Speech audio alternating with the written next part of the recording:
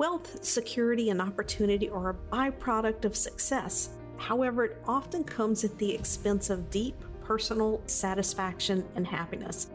This is the Design Your Destiny podcast, and I am your host, Penny Chason, board-certified hypnotist and #1 international best-selling author. I work with the highly successful influencers, business leaders, corporate leaders who desire a life by design. In this podcast, I will bring to you succinct solo episodes and interviews that dissect the challenges of success and highlights the ways to leverage your most underutilized asset, your subconscious mind. If you desire peace and happiness in your life, better health, and stronger relationships so you can enjoy the success that you have created, keep listening because this podcast is for you.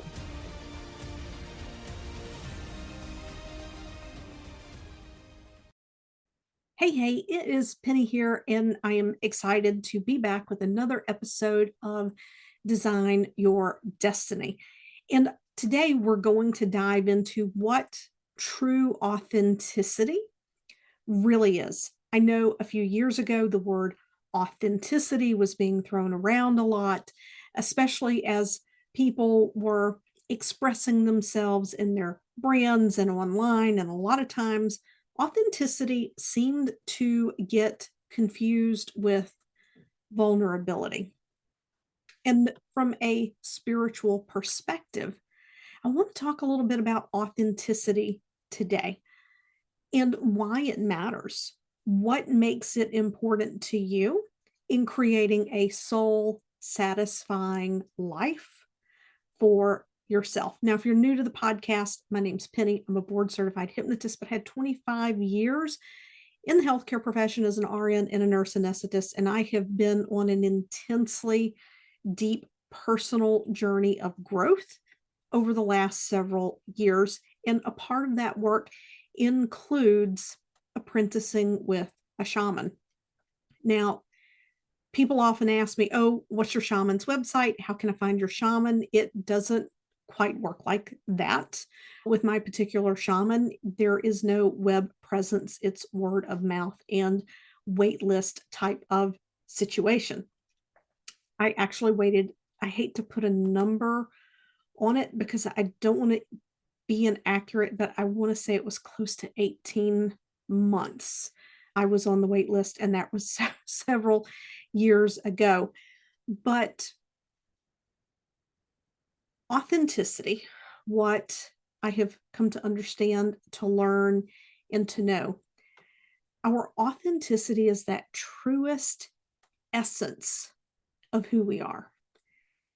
Think of a child who's never experienced any trauma or anything like that, and they're this playful, curious, inquisitive, maybe they're bubbly, maybe they're tapped in artistically, and they're just this little fountain, right, of joy and of energy. They're tapped into their authenticity, okay? And when I say small child, I'm talking 2, 3, 4, 5 years old. Our authenticity is that truest essence of who we are, of who we came to this planet to be. It's the gifts that we brought in with us, the resourcefulness, our ability to tune in to the world around us. And we all come in with a purpose. We're all here to live and to lead different lives. But a lot of things happen that removes us. That's not the right word. It doesn't remove us. It creates a separation in our awareness from our authenticity. When we're living from our authenticity, we are confident. We are convicted in what we're doing. When we're in that authenticity, we're fearless. And we're living in possibility. We're living in expansiveness. And we have this feeling about us that we're here to do something important. and nothing is going to stop us. Okay. So, what happens is that as we grow up from our name to the church or the school or the synagogue or the mosque that we may go to, or none at all, to the friends that we have, the collective of people that we are surrounded with growing up, we pick up human and societal domestication, indoctrination, if you will. We're molded and shaped according to the family that we're born into, or whoever it is that raises us up. We are molded and shaped by all of those experiences. And as these things come into our subconscious mind, the human aspect of the subconscious mind, the part of our mind that determines if we're safe and secure and happy or sad, if we're accepted or not accepted, it takes these experiences and it begins to attempt to make sense of them. When it's like having a 10,000 piece puzzle and the pieces are just dripping in a few at a time. You're not given all the pieces. You don't even have the picture on the box. You're just given 10 pieces here, 20 pieces there. And when you're a child, your mind is attempting to put these puzzle pieces together with zero frame of reference. It's hard to put that picture together. So the mind does the best it can. It connects things and fits things together. And if you've ever put a puzzle together, you know that the way they cut it, there are several pieces that are the same shape. So different pieces will connect even if they're not a perfect match. And if you connect those pieces when they're not a perfect match, the picture's a little muddled. Okay. So I want you to think about that. When we're born, our brain is working to piece these things together. And sometimes a child is born into a home where that curious, inquisitive, explorer type personality is allowed to foster and grow. However, even in that environment, there are still expectations of family, expectations of school that can still influence us and our perceptions of what these things mean. When we put this picture together, and this picture is based on our interpretations and our perceptions, whatever it is that this picture looks like, it feels like it's what reality really is. And then somebody comes along and says, hey, wait a minute, look at these few pieces of the puzzle here. Let's rearrange these pieces because these colors match, these lines match. And you start to begin to put the pieces together in the way you get a glimpse and you say, oh, there's something bigger here. And then you start to look at the other pieces of the puzzle and you move those around. Oh, this goes together. And then someone goes, look at this box. Look at the picture on this box. Isn't this pretty? And you may see the picture on the box and, oh, yes, it's beautiful. I love that. It feels really good. And you're like, interesting. The colors in the picture on that box look kind of like the colors on these puzzle pieces I'm working with here. And then more pieces are given to you and more pieces are given to you. And then you're like, wait a minute, there was this box. There was this box that had colors on it that looked like this. I wonder. And then we go and we take a look at the box and we're like, wait a minute. These pieces are all a part of a much bigger picture. And we begin to rearrange those pieces. We begin to put them together in the proper order. This is the perfect metaphor of our personal growth journey. It's going to look differently for all of us because it's going to depend on how we put those initial pieces together, how many glimpses and how early we get those glimpses of what's possible for us, those glimpses of what else is out there, a window into possibility, if you will. Now, once we have a moment where we come to know our authenticity, we remember, we're like, we have an experience and we're like, oh my God, I am a part of something so much bigger, something more expansive than me. I'm a part of something. I'm here to do something. I know I'm here to do something.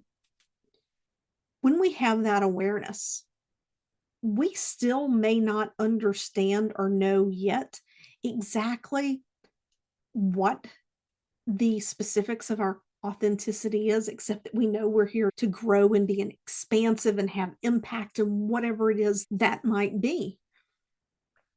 But once we have that glimpse and if we begin to ignore it, if we forget about it, the universe is going to nudge us. Once we get a glimpse into that window and there's something in your heart and soul that says, go this way, and then you can't go that way, the universe is going to give you a bump and a nudge. And if you don't listen to that bump and a nudge, it's going to give you another bump and a nudge. And if you continue to deny yourself what a part of you has begun to remember and to be true about yourself, the universe will whack you with a 2x4 right upside the head. I remember the first time I had a mentor who told me that the universe will pull out a 2x4 and smack you with it. Absolutely, 110%. Yes, that's not the way I would have described it, but it outlines part of my journey perfectly. And the way that I came to discover my authenticity was as an anesthetist. I've told this story before. I would have patients who had Reiki, healing touch, or they used Peggy Huddleston's Prepare for Surgery, Heal Faster program before they came into surgery, and they took less anesthesia, less pain medication. They woke up more quickly, more comfortably, no nausea, no vomiting, and they left the recovery room more quickly. And it was like, there's something here. There's something here. It started my curiosity. And rather than denying myself that curiosity, I took a Reiki class. And in that Reiki class, everyone in that class had experienced Reiki. They had Reiki sessions. They knew what it was. And I am sitting here going, energy? Wait, I'm a nurse anesthetist. I'm science oriented. WTF are you talking about? That was me. That was me. Taking that Reiki training and certification opened the door for me to be curious. In the beginning, I didn't do much with it. But what it did was it led me down the path. I had this nudge to create a pain management training for nurses. When I did the pain management training, I was looking up complementary techniques for nurses to be able to implement with patients who maybe were too sleepy for more narcotics, just anything to help make people comfortable. And that's when I came across a body of research on hypnosis. Huh, cool. Over time, I kept getting nudges. Look at a hypnosis course, look at a hypnosis course. So I would look around. I wouldn't find a training that I was satisfied with because they weren't a clinical based training. It wasn't by someone who was in the healthcare field. And inside of me, there was something that knew it wasn't the right training. Okay, I want you to hear that. There was something inside of me that knew it wasn't the right training. This is why our intuition and these nudges are so important. And then in 2012, I saw a listing in a nurse anesthesia journal for hypnosis training, and my brain was like, that's it. I didn't think. I immediately signed up for it. It was the following April. And there was a lot of things going on in my life. That was actually probably from the outside looking in, could have been one of the worst possible times to do a hypnosis training, but it was actually divine timing and perfect in every way. Once I started down that path, there were some things that happened in my life that got me off the path from hypnosis. And let me tell you, the universe kept pushing me and pushing me. You have to get out of anesthesia. You have to get out of anesthesia. I wasn't listening until I had a personal crisis where the universe is, you're not going to listen to us, that this is not where you're supposed to be. And this place over here is, we're just going to give it to you. So when we deny our authenticity, and there is a part of us that knows that there's a part of us that is capable of so much more, that there is something inside of us that a passion burns for. When we have that awareness and we're denying that, the heat gets turned up on these things. We can become unhappy. We can become frustrated, irritable, restless. It can feel like we're anxious because there's a part of us that's, no, go the other way, go the other way. But what stops us? What stops us? It goes back to that domestication. It goes back to that indoctrination. All of those beliefs and patterns cause us to create these stories. And these stories, we talk ourselves out of the one thing that would bring us so much fulfillment. Okay. Now, sometimes people are aware of that authenticity and we've worked toward it. We've done the spiritual growth. We've had the spiritual mentors. We're doing the personal development. We know the importance of gratitude. We know the importance of holding a vision for ourselves, the self-talk, the affirmations. However, we know we're not across that finish line with the authenticity yet. We're successful, and we know that next level is just outside of our grasp, just a little bit outside of our grasp. Why is that? There's going to be an underlying subconscious pattern or belief that is running interference. It is shaping something in our identity and model of reality that keeps us limited, playing safe, playing small, holding back just a hair, or simply not realizing the most expansive version of ourselves. So, how do you quickly step into that authenticity? How do you step into it in a way that it's not a flash in the pan? The way that you do that is through hypnosis, through subconscious coaching, through subconscious reprogramming, right? And to increase your awareness in your consciousness to stay in that place, to go in and target, uncover, and unravel the belief, or to dismantle the pattern that has created this false sense of reality. Some people like to call it the matrix. To dismantle that matrix that's keeping you from being in that fullest version of yourself. Hypnosis is the fastest way. It's over on my YouTube channel. It's not a podcast episode. It's going to be in the live streams on YouTube. I did an interview with Nicole Wynn. And when she came to me and she talks about it in this interview, how when we connected, the work was so potent and so powerful, and we got transformation so fast. She actually forgot this was the original reason that she reached out, but she reached out to me because she had made a major investment in herself. And then she was doubting herself. And this was a theme in her life. This was a pattern. Like, she would make an investment and she knew everything was going to be okay, but she was just sick of questioning herself, feeling guilt, feeling doubt over these investments. We blew that right out of the water, I think, in 1 or 2 sessions.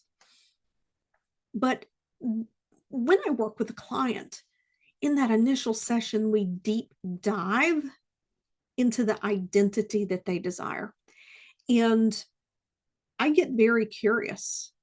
I get very inquisitive. Sometimes with my clients, we spend 30 to 45 minutes simply diving into this identity. And a lot of times on the surface level, we're just going into identity characteristics. We're not going into the habits and behaviors. We're going into character and we're going into beliefs, but there are more layers to it. On an intensive day, on those days, we go much deeper, but like on a first session, we only have 90 minutes. So we'll spend 30 to 45 minutes sometimes just on this identity piece, and to dive into what it really means to you to have what it is that you say that you want. So confidence for you may not be the same thing as confidence for me. If I were to ask you, what does confidence look like for you? For you, it might look like standing on a stage in front of 5,000 people. And it's your stage. You're not a guest. It's your stage. For me, confidence may look like starting a second podcast and having that podcast be solely spiritual, right? For someone else, it could look like something totally different. For some people, it's simply speaking their mind. For some people, confidence looks like saying what they really mean. For Nicole, not only was her authenticity about saying what she truly feels and believes, but it was to be unfuckwithable when she did it. That was her word. I would never have picked that word.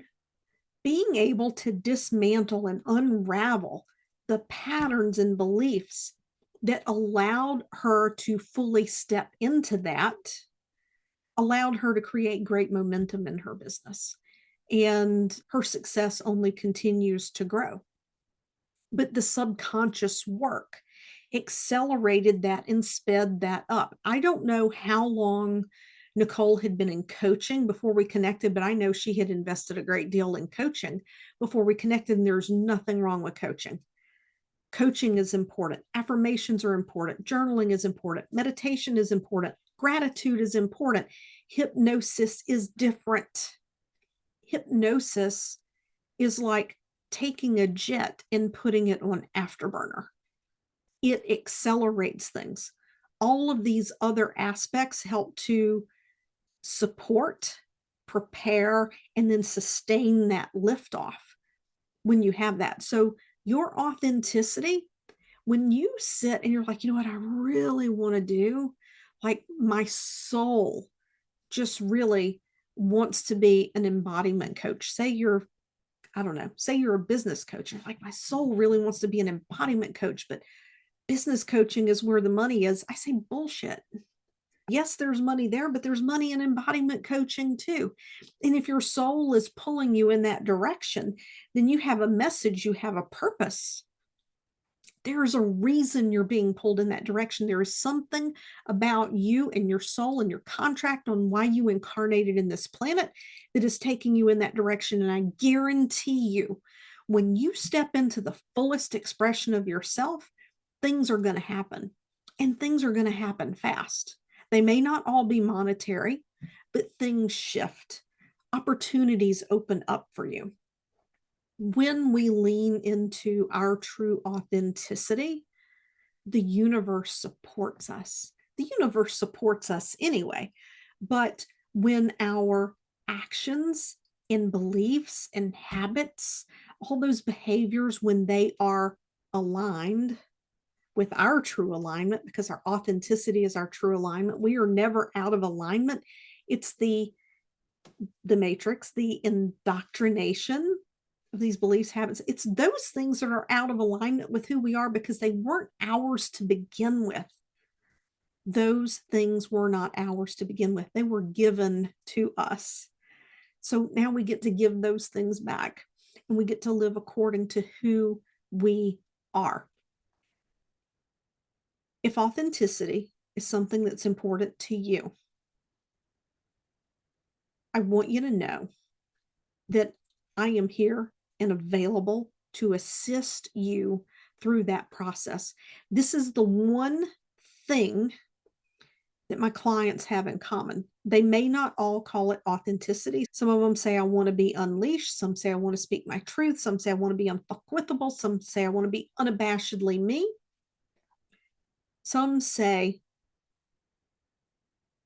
I want to be able to share my message and trust myself that it's okay. Those are just all different versions of the same thing. And some people may say, I want clarity, right? I need clarity around this. And by breaking down these paradigms that aren't ours, we can get clarity into what it is that we truly want. If this is something that you want in your life, go over to the website, pennychason.com. We can do a strategy call, and we can go ahead and begin to dive deeply into this for you and get you some shifts right away and give you a path forward into really peeling back these layers and stepping into the most fulfilling, the most soul satisfied version of yourself, this expansive version of yourself. Because we create our fulfillment. We create our fulfillment through our choices. We create our fulfillment through the actions that we take, through the words that we say to ourselves, through the energy that we put out into the world. I hope you enjoyed this episode. Please let me know what you think. Leave a comment. And of course, always love reviews over on Apple. Just if you're in your app on your phone, scroll down to the bottom, leave a review. Greatly appreciate that. Love you. You are wonderful. You are amazing. And I will see you next week.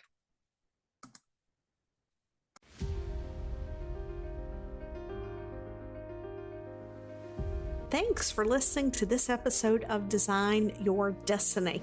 I would love to know what resonated most with you. So just take a screenshot of this episode, share it over on your Instagram stories, and tag me at penny.chason and let me know what you thought. Also, if you head over to iTunes and you leave a positive review, it helps this podcast to help reach even more people, making a difference, elevating humanity and mankind.